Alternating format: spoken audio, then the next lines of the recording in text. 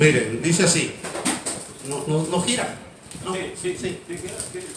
Para ver un poquito yo. Y cuando Herodes le iba a sacar, está hablando, si usted cuando tenga tiempo de leer del 1 al 6, y se va a dar cuenta que trata este asunto de Pedro y de Jacobo. Y cuando Herodes le iba a sacar, aquella misma noche, estaba Pedro durmiendo entre dos soldados, sujeto con dos cadenas, y los guardas delante de la puerta custodiando la cárcel. Y he aquí que se presentó un ángel del Señor, y una luz resplandeció en la cárcel, y tocando a Pedro en el costado, le despertó, diciendo: levántate pronto. Y las cadenas se le cayeron de las manos. Le dijo el ángel: cíñete y átate las sandalias. Y lo hizo así. Y le dijo: envuélvete en tu manto y sígueme. Y saliendo le seguía, pero no sabía que era verdad lo que hacía el ángel, sino que pensaba que veía una visión, porque ellos, la iglesia primitiva, vivía en esa atmósfera donde Dios les revelaba todo lo que iba a suceder. Habiendo pasado la primera y la segunda guardia, llegaron a la puerta de hierro que daba a la ciudad, la cual se les abrió por sí misma. Todavía no existían los sensores, ¿verdad? Hoy se para usted enfrente de una puerta con sensor y se abre. En aquel tiempo era por el poder de Dios. Bueno, todavía lo puede hacer Dios. Y salidos pasaron una calle, y luego el ángel se apartó de él. Entonces Pedro, volviendo en sí, dijo: ahora entiendo verdaderamente que el Señor ha enviado su ángel y me ha librado de la mano de Herodes y de todo lo que el pueblo de los judíos esperaba. Y habiendo considerado esto, llegó a casa de María, la madre de Juan, el que tenía por sobrenombre Marcos, donde muchos estaban, ¿qué? Haciendo tortillas. Mirando el fútbol. Estaban orando. ¿Cuántos creen que en este tiempo la iglesia moderna no se falta orar? Amén. Este es el asunto, este es el tema, si me ayudan. Dios bendiga, ¿verdad? Los ministerios que hay aquí. Está ahorita detrás de este joven, digo yo, gloria a Dios, ¿verdad? Él pudiera estar en cualquier otro lugar, pero está sirviendo a Dios. Y Dios tiene cosas grandes para él y para los que ministran aquí. Este es el tema.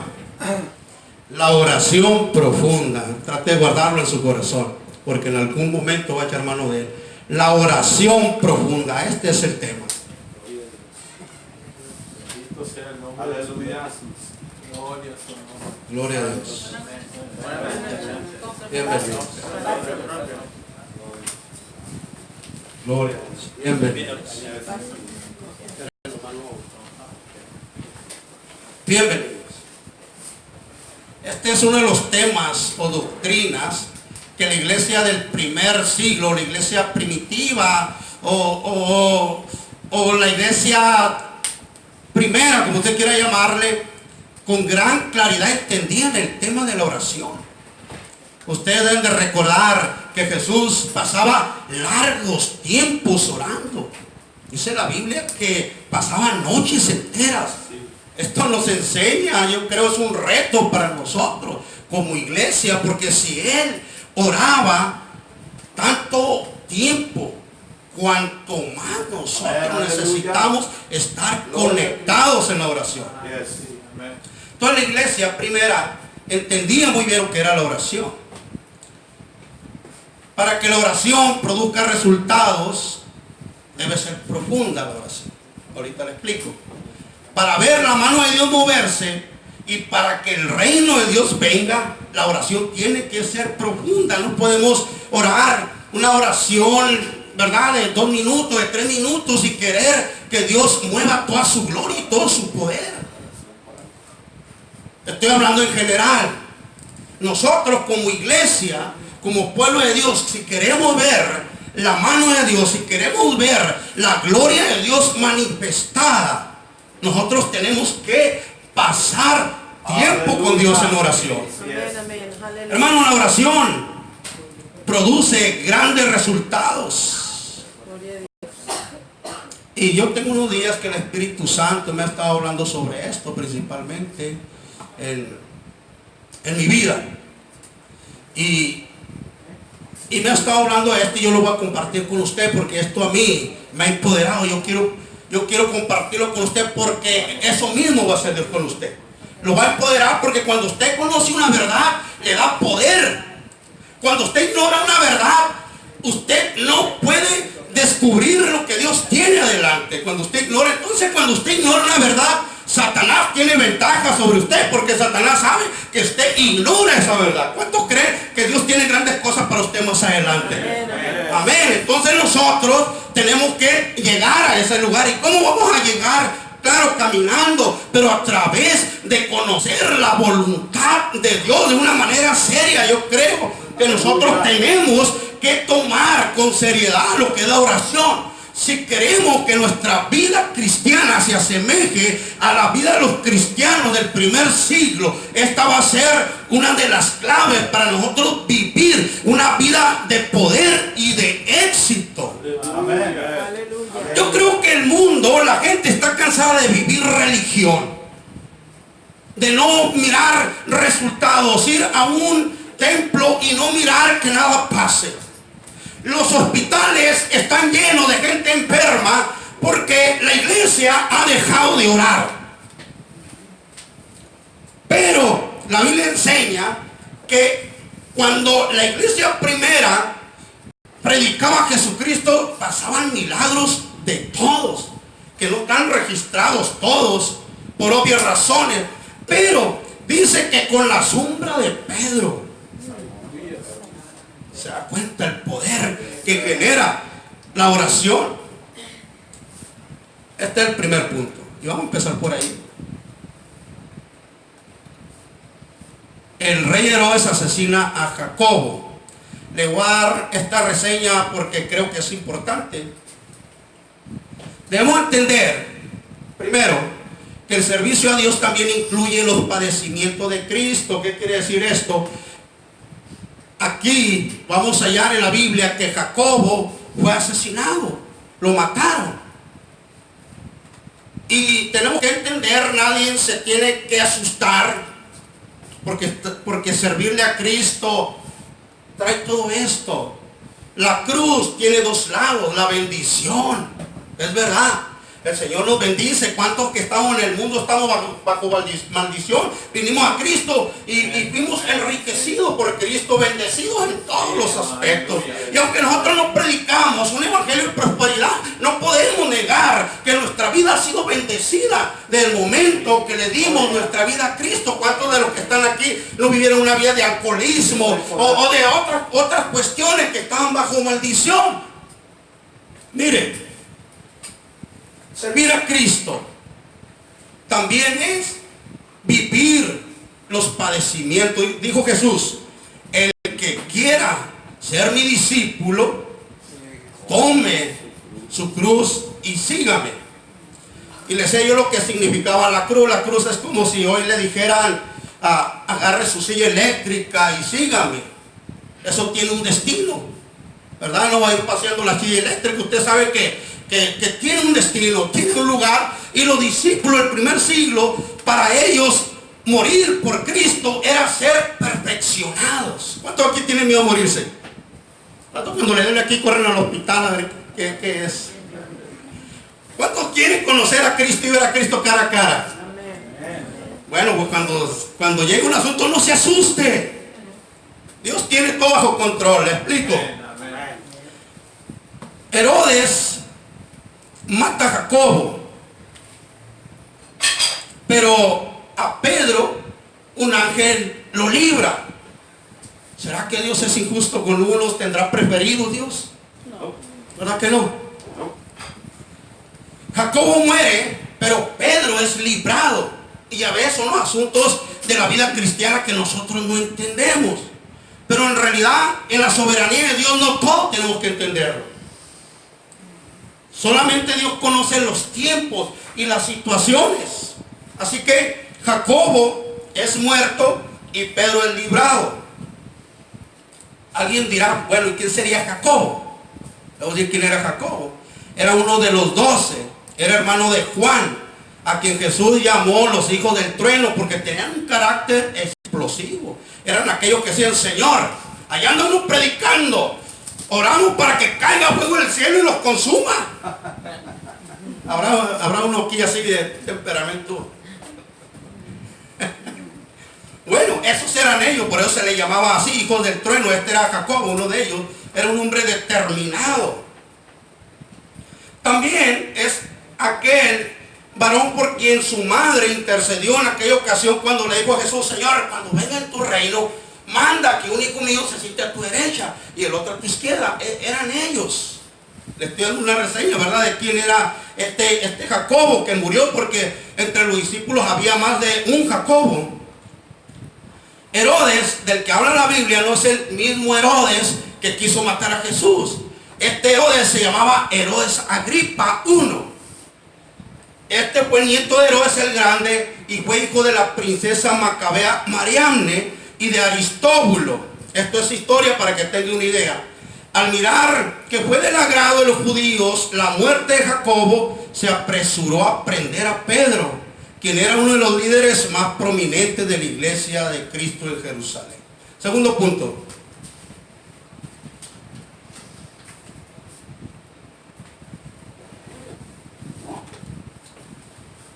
Pedro es encarcelado. Pedro fue llevado preso sin cometer ningún delito, solo por intereses personales y políticos. Porque aquel hombre, dice la Biblia, que viendo que había sido el agrado, que había matado a Jacobo, que los judíos le había agradado, decidió aprender también a Pedro. Pero detrás de esto estaba la mano de Satanás. Recuerden que Satanás es el enemigo de cada uno de los que le da su vida a Cristo. Recuerden que Satanás no quiere que la iglesia avance. Recuerde que Satanás siempre va a tratar de impedir que usted llegue a esa madurez que Dios quiere que usted llegue, a ese crecimiento, a ese desarrollo. Así que Herodes tenía responsabilidad, pero en realidad dijo el apóstol Pablo que nuestra lucha no era con carne, no era contra sangre, sino contra principados, contra, usted conoce el texto. Así que Pedro es encarcelado bajo las medidas más estrictas de seguridad. Pues ustedes recordarán que en el capítulo 5, 19, nos enseña que Pedro había escapado ya una vez. Ya un ángel lo había librado. Así que Herodes decide ponerlo bajo mayor seguridad. Y hace esto. Herodes, los presos de aquel tiempo, se les amarraba o se les encadenaba su mano derecha hacia la mano izquierda de un soldado. Los presos de aquel tiempo, ellos estaban entre dos soldados. Así que Pedro debía haber sido encadenado de una sola mano, pero Herodes decide que lo encadenen de las dos manos porque ya se les había ido. Entonces Pedro está encadenado y en medio de dos soldados que no pueden dormir porque les cuesta la vida si se duerme y se escapa Pedro. Así que Pedro está encadenado y está encadenado a la mano de estos dos soldados. Herodes no lo mata inmediatamente, lo estoy haciendo esta historia, no lo mata inmediatamente porque se estaba celebrando la fiesta de los ácimos o de los panes sin levadura. Esta fiesta se celebraba enseguida de la Pascua. Se iba a mirar muy mal que Herodes matara a Pedro y porque iba a empañar la fiesta. Pedro era alguien muy conocido ya para este momento. Así que Herodes dice, bueno, pónganlo en la cárcel bajo las medidas más extremas de seguridad y después lo vamos a sacar y vamos a hacer lo que tenemos planeado. Y ahí vamos, el punto número 3.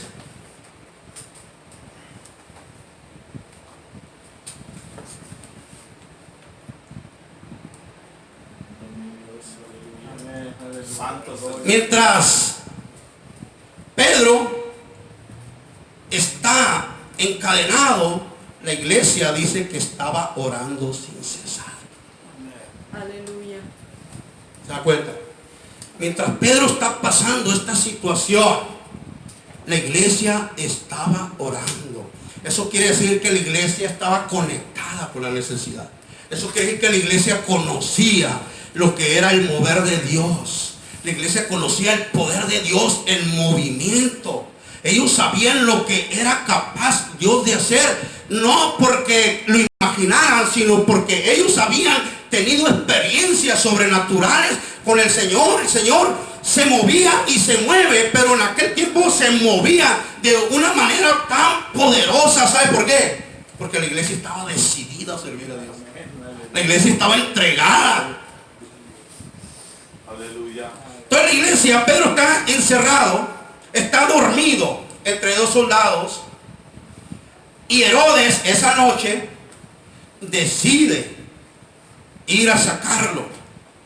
Pero esa misma noche que Herodes tenía planeado sacarlo y matarlo, esa misma noche Dios envía a su ángel. Puede ser que alguien esté en una situación así y que diga, ¿cuándo me va a responder Dios? Tengo tiempo orando, tengo tiempo pidiéndole a Dios, he estado clamando a Dios y parece que no se llega el momento de Dios. Pero Pedro está encerrado y Herodes ya planeó matarlo, pero Dios esa misma noche, la misma noche que Herodes va a sacar a Pedro para matarlo, esa misma noche dice el Señor, yo voy a enviar a mi ángel. Aleluya. No, otra noche. Hay veces que nosotros nos desesperamos porque nosotros queremos que Dios responda en el momento, y una de las cosas que tenemos que aprender nosotros como iglesia es a confiar y esperar. Amén. Herodes tiene sus planes, pero Dios tiene sus planes. That's right, man. Herodes quiere matarlo, pero Dios sabe que todavía no es el tiempo de que Pedro parta de este mundo. Así que el Señor envía su ángel. Pedro está dormido. Nadie ha estado aquí en la cárcel. La cárcel no se puede dormir ni en el hospital. Bueno, algunos yo creo. Pero Pedro está dormido. Profundamente está dormido, porque aparece el ángel, se manifiesta el ángel y Pedro está dormido. ¿Qué quiere decir eso? Eso quiere decir que cuando usted conoce la voluntad de Dios, quiere decir que cuando usted conoce los planes de Dios, quiere decir que cuando usted ha tenido un encuentro con Jesús y saben quién ha creído usted y saben quién ha confiado, usted puede quitar los zapatos, usted se puede quitar su camisa y decir, voy a descansar. Sé que Dios está conmigo. Sé que Él todavía tiene el control de mi situación. Sé que Él no me va a dejar. Sé que Él vive y está en mi corazón. Cuando alguien entiende esto, puede descansar. La gente que tiene estrés no duerme, pero el que tiene a Cristo puede dormir y decir, voy a cerrar mis ojos y si los abro sé que no va a abrir allá en el cielo. Y decía algo que a mí me fascina de ellos y especialmente de Pablo, es que él no tenía miedo.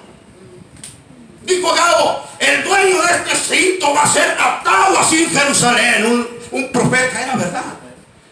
Pero Pablo dice, yo no solamente estoy dispuesto a sufrir eso, sino a dar mi vida. Hay alguien así. Necesitamos a gente que deje de estar enamorada del mundo. Necesitamos cristianos que se divorcien del mundo. Cuando el cristiano está enamorado del mundo, tiene muchos pretextos. Cuando el cristiano está enamorado del mundo, justifica todo. Siempre hay una razón por qué no. Pero aquel que está enamorado de Cristo ha descubierto algo. Y sabe que entre más conoce al Señor usted y más se aparta del mundo, usted tiene una relación de intimidad y de poder que no la va a encontrar en ningún lado y de ninguna otra manera. Así que Pedro está dormido, relajado, tranquilo. Seguramente nunca se le olvidó a Pedro aquella noche cuando iban en el barco y se levantó una tempestad y Jesús se recostó en el barco, en la popa, en un cabezal, y dice la Biblia que los discípulos gritaban y decían, Señor, sálvanos, que perecemos. Y Jesús se levanta y dice: el mar enmudece. Y dice: calma que el mar. Y el reclamo de ella decía: Señor, no tienes cuidado de nosotros. Parece que Jesús siempre responde en el último momento, pero es el momento perfecto. Aleluya. ¿Sabe por qué? Porque está trabajando en su fe. Está estirando su fe. Gloria a Cristo. Varios de aquí van a ser estirados de la fe. Varios de aquí estamos siendo estirados ahí. Pero sabe que usted va a crecer y va a madurar y va a mirar las cosas del Señor de otra manera. Esa es la iglesia que tiene el Señor. Una iglesia que entienda las cosas espirituales y que viva las cosas espirituales. Yes. Esto no es asunto de reunirse solo en una iglesia o en una denominación o en una religión, como usted quiera llamar, hay muchas. Este asunto es de tener una relación con el Dios vivo en estos últimos tiempos, que vamos a mirar la mano de Dios moverse como nunca se ha movido. Aleluya. Cuando el ángel se presentó, la cárcel se iluminó. Pedro estaba dormido, le decía, que ni cuenta se dio, estaba tranquilo, confiado, y el ángel le picó las costillas para despertarlo. Estaba dormido. ¿Era en serio? No sé qué estaría soñando, pero estaba bien dormido y le picó las costillas. Bueno, esa es mi versión. La Biblia dice que tocó el costado y él despertó. Y bueno, la historia se la voy a escribir rápidamente para entrar en el último punto. Cuando él se levanta, las cadenas se le cayeron. ¿Y sabe qué es lo que a mí me gusta? Que ni sonaron las cadenas, porque los soldados ni cuenta se dieron. That's right. Yes. Eso es lo que hace Dios. Usted tiene el favor de Dios. No está solo. Aunque venga el mundo y le diga, y aunque venga Satanás también y le diga, aunque venga el vecino y le diga: no, tú no vas a salir de este problema, de este asunto. No, usted va a salir de este asunto y de otros que vienen, porque sabe que la tempestad que acabamos de vivir nos empodera para la siguiente. Y sabe que cuando atravesamos una tempestad, nuestra fe se esforza. Y nosotros decimos: wow, si Dios me sacó de esta, esto no es nada. Este problema no es nada. Como decían en mi rancho, con una mano en la cintura me lo paso esto. Porque la tempestad que hemos vivido nos empodera para lo siguiente. Y hace que conozcamos a Dios de una manera más cercana. Así que se le cae la cadena. El ángel le dice: ponte tu manto, cíñete. Se amarraba como un cordón o como un cinto. Ponte tus sandalias y sígueme, le dice. Y salen entre los soldados. No le expliqué esto, pero lo explico ahorita. Herodes puso 4 escuadras de 4. En otras palabras, estaban 2 soldados con Pedro encadenados y había 2 en la puerta. Y parece ser que había otra puerta y había otros soldados ahí. Así que Pedro pasa por ahí, no lo miran. Cuando va a llegar a la calle hay una puerta de hierro que dice la Biblia que se abrió sola. Esto lo registra Lucas porque debe ser importante. Dice que se abrió sola. Yo creo que esa puerta era la más difícil. Y yo creo que Dios nos quiere enseñar que no importa qué tan difícil sea su situación en esta noche. Que no importa con cuánta dificultad está mirando usted ese problema. Que para Dios es igual abrirle una puerta como esta que abrirle una de hierro. Así es. Dios no tiene ese problema. El poder de Él es ilimitado. Nosotros tenemos que pensar siempre en no ponerle límites a Dios. Cuando alguien venga a decirle que no se pueda, dígale usted: tal vez del punto humano no se puede, pero sé que sirve un Dios que todo lo puede. Nunca ponga límites, deje que Dios lo haga. Aleluya. Este es el último punto.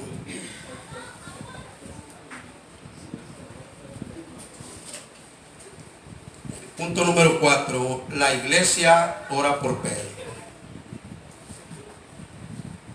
Les voy a explicar esto porque este es el asunto neurálgico del mensaje. Es lo más importante. Pedro les expliqué que estaba en la cárcel y en esa situación, pero que la iglesia estaba orando. No era una oración tímida o antipática, sino una oración comprometida. La iglesia estaba orando sin cesar, no sin César, sin cesar. ¿Verdad? No es sin César. Yo tengo un primo que llama César, pero no es sin César, es sin cesar. Entonces la iglesia, mientras él estaba en la cárcel, la iglesia estaba orando sin cesar. Aleluya. Y alguien puede preguntar si tiene ese derecho y decir, ¿qué es eso? Orar sin cesar. ¿Cómo se ora sin cesar? Le explico. Recuerde que Lucas está siendo guiado por el Espíritu Santo cuando él está escribiendo este libro. Y recuerde que Lucas era médico. Entonces el término que se usa aquí es un término médico. Mire, la palabra, el adverbio ektenos en griego, sin cesar, está relacionado con ektenes. Es un término médico que describe el estiramiento de un músculo hasta sus límites. Es la palabra que se usa para orar sin cesar. Ektenes, que quiere decir que un músculo se estira hasta su límite. En otras palabras, cuando nosotros vamos a orar, tenemos que orar hasta los límites. Hasta que duele, como el joven que va al gimnasio y hasta que le duelen los músculos dice, esto está haciendo efecto. Hasta que se estira, hasta que se empiece a desarrollar ese músculo, nosotros tenemos que estar orando. Aleluya. Aleluya. Le sigo.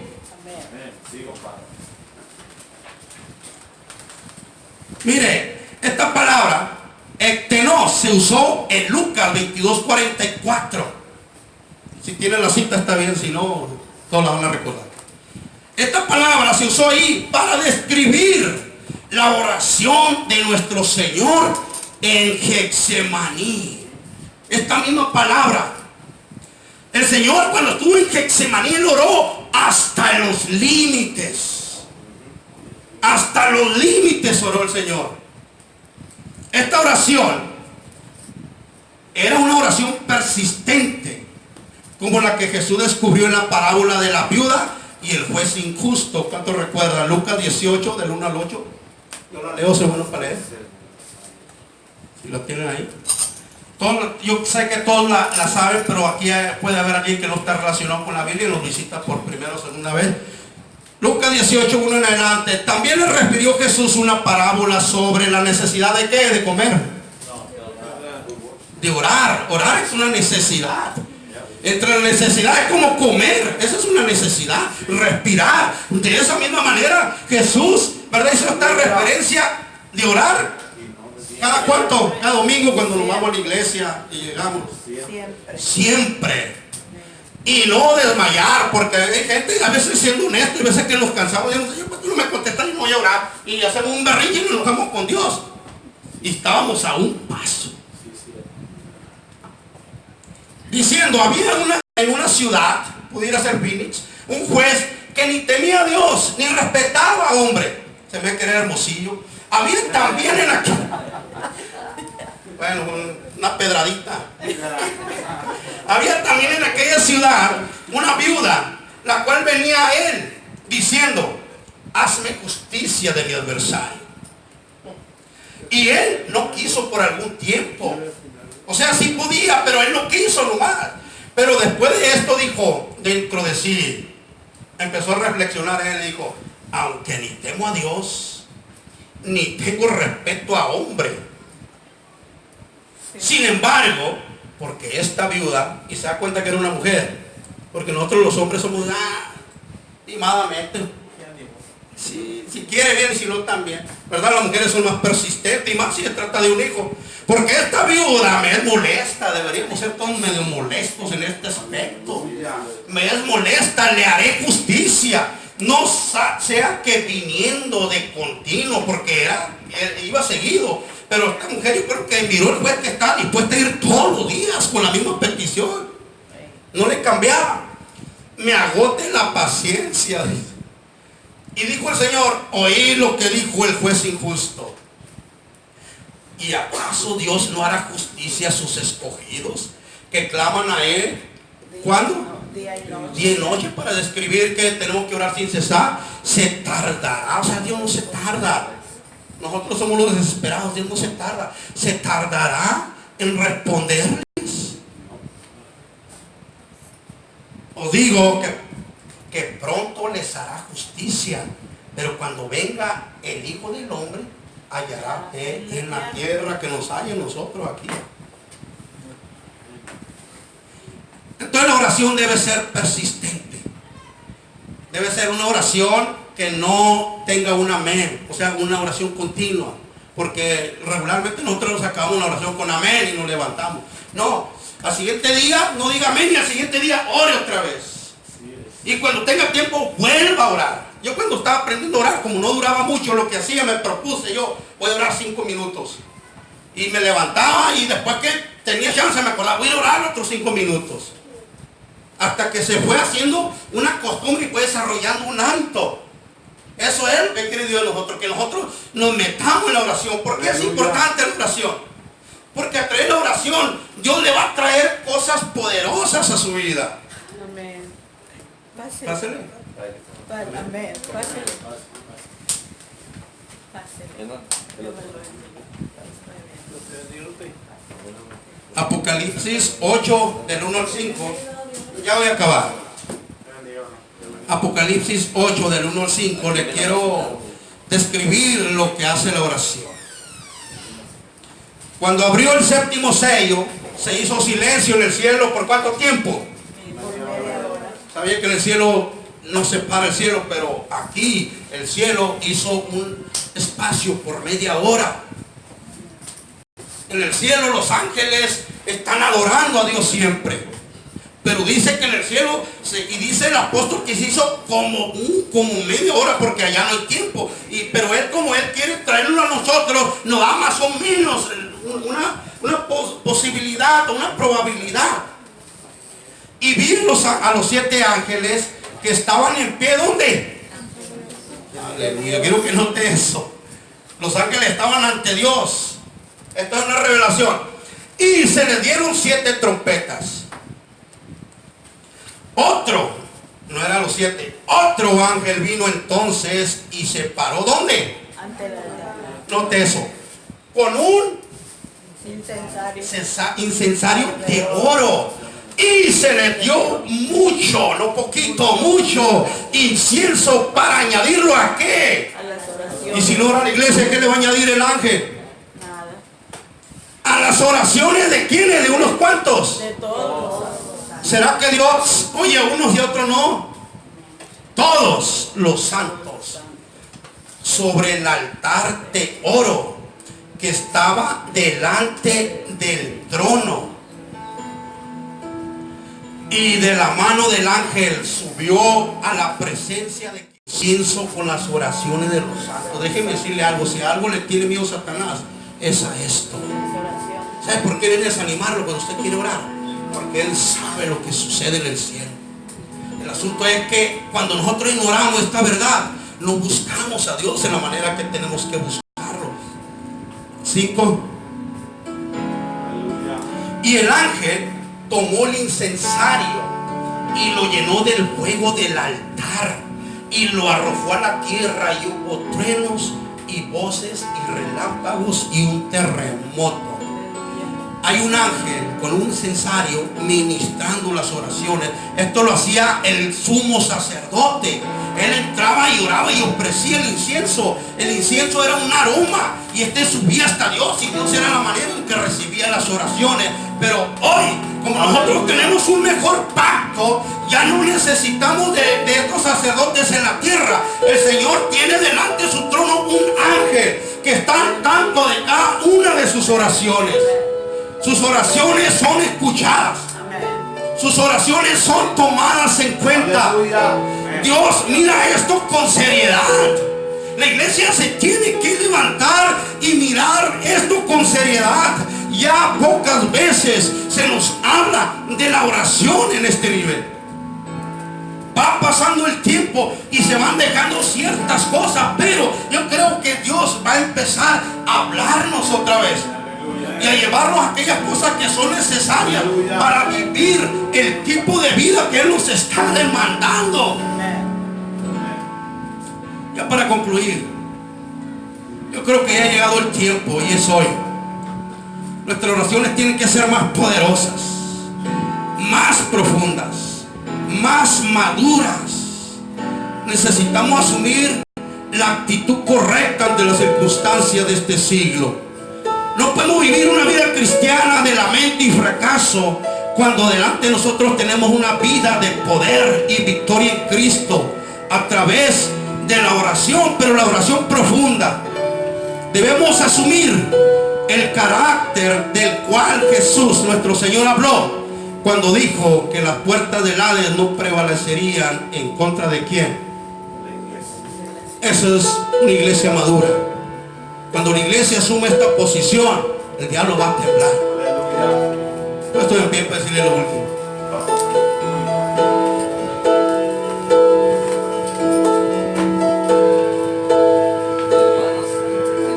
Esta verdad tiene que empoderarlo. De aquí en adelante usted tiene que mirar las cosas de otra manera.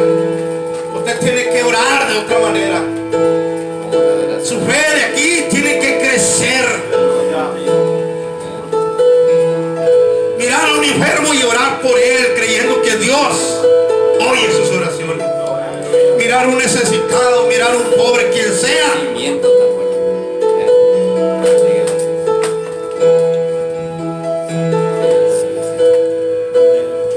Aleluya.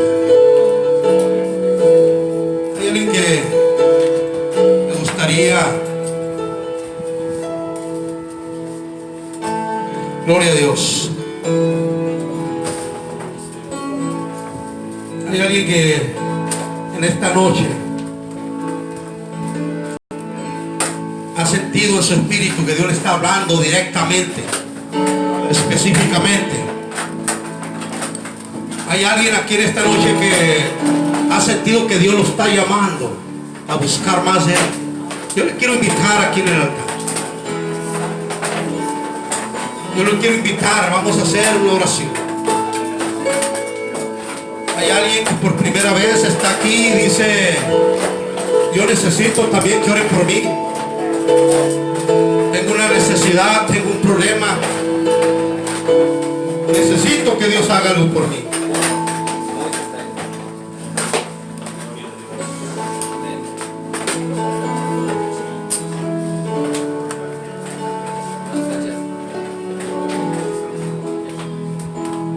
Aleluya.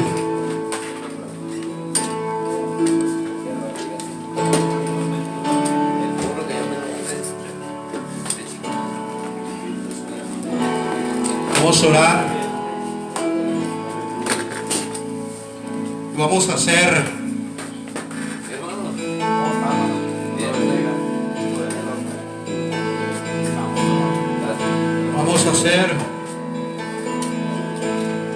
una declaración de fe en la vida de aquel que la necesita. Hay poder en Cristo. Nosotros somos la iglesia.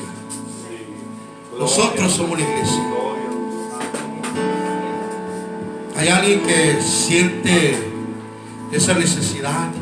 Yo le quiero invitar a orar. Vamos a orar, le aseguro que esto va a cambiar.